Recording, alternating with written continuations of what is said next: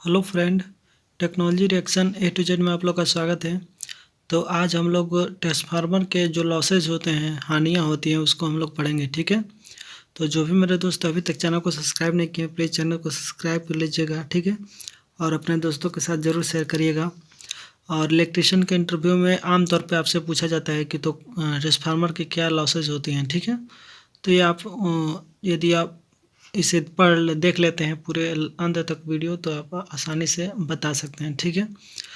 तो पूरे लास्ट तक वीडियो में बने रहिएगा। लॉसेस इन ट्रांसफार्मर में क्या क्या हानियाँ होती हैं। तो पहला होता है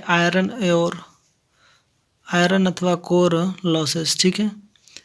तो इसमें दो प्रकार के लॉसेस होती हैं। ठीक है। आयरन और कोर लॉसेस में देखिए दो प्रकार की हानियाँ होती हैं। कौन कौन सी? पहला एक ईडी करंट होता है और दूसरा होता है हिस्टेरिस लॉस। ठीक है। ये आमतौर पर पूछा जाता है कि ईडी करंट क्या होता है। ठीक है। तो इसको हम लोग समझेंगे पहले। जब ट्रांसफार्मर में कोर में थोड़ा भी जगह होता है तो उसमें एक भंवर धारा उत्पन्न हो जाता है। भंवर धारा यानी एक्स्ट्रा करंट। ये भंवर धारा उसे कहते हैं जो एक्स्ट्रा करंट होता है। ठीक है। जो विपरीत दिशा में चलने लगता है, इसलिए एफिशिएंसी घट जाती है और ऐसे धारा को भंवर धारा कहते हैं। ठीक है। यानी जो हमारा एक्स्ट्रा करंट यदि हमें बचता है कोर में, तो वही हमारा भंवर धारा का होता है। ठीक है। उसे ईडी करंट के नाम से जानते हैं। इसे कम करने के लिए हमें वार्निश का प्रयोग किया जाता है। ठीक है।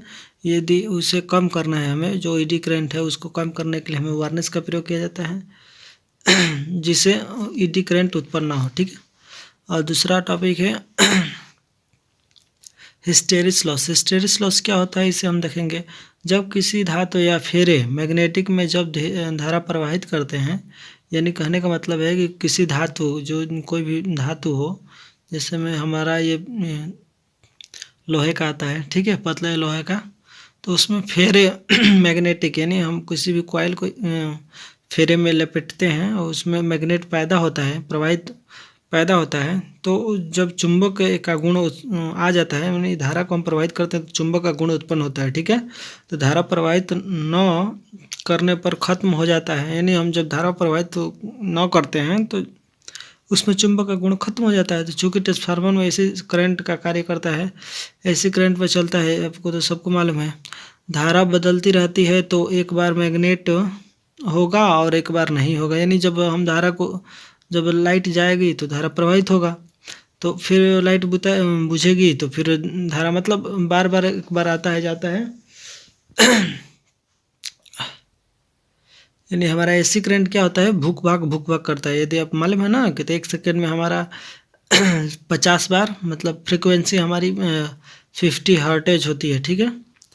तो 1 सेकेंड में हमारा 50 बार ये भूक भाग करता है एसी करंट। ठीक है।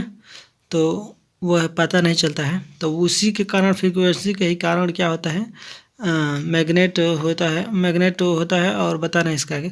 एक बार नहीं होता है और किसके कारण? हाँ, इसके कारण देखिए, इसके कारण इलेक्ट्रॉन की दिशा इधर उधर होने लगती है। यानी ऊपर से नीचे तरफ हमारा क्या करता है, एसी करंट चलता है ना, तो इलेक्ट्रॉन हमारे ऊपर नीचे होते हैं, तो क्या होता है, इसी कारण से एक ऊष्मा का उत्पन्न होता है। यानी ऊष्मा उत्पन्न होता है, जिससे हिस्टेरिस लॉस के नाम से जानते हैं। ठीक है।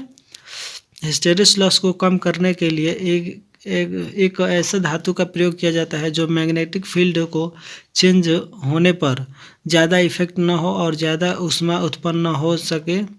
इसके लिए हमें सिलिकॉन स्टील का प्रयोग किया जाता है। यानी हमें इससे बचाव के लिए, जो हमारे हीटिंग हो रहा है इसको कम करने के लिए, हमें सिलिकॉन स्टील का प्रयोग किया जाता है। ठीक है। जिससे हमारा कम ऊष्मा हो। ठीक है। इसके अतिरिक्त एक कॉपर लॉस भी होता है। ठीक है। कॉपर लॉस, यदि हम किसी घर, जैसे मैं बता रहे हैं कि यदि हम किसी घर में सप्लाई देते हैं, ठीक है, सप्लाई देते हैं और हम सभी उपकरणों को क्या किए हैं, ऑफ कर देते हैं, तो क्या हमारा मीटर उठेगा?